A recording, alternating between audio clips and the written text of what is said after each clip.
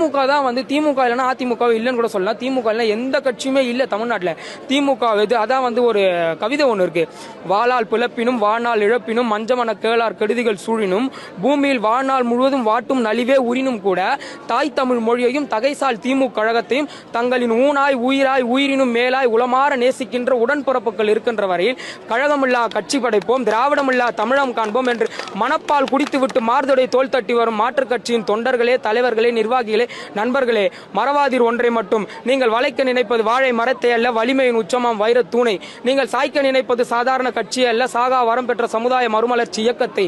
கழகத்தை அழிப்பதற்கு அதிமுக, பாமக, பாஜக, தாவேக, நாம் தமிழர் நண்பர்கள் இன்னும் எத்தனையோ இயக்கங்கள் தினம் தினம் பொய் புரட்டுகள் வகை வகைய காணொலிகள் வந்தாலும் அதனையெல்லாம் பொய் என்று நிரூபிப்பதற்கும் மக்களுக்கு மெய் எது என்பதை காண்பிப்பதற்கும் என்னை போன்ற உடன்பிறப்புகள் இருக்கின்றவரையும் இனிமேல் கழகத்தில் இணைகின்ற உடன்பிறப்புகள் இருக்கின்றவரையும் இந்த திராவிட முன்னேற்ற கழகத்தை எந்த கொம்பனாலும் தொட்டு கூட பார்க்க முடியாது என்பதுதான் இங்கு நிதர்சனமான உண்மையாக இருக்கிறது.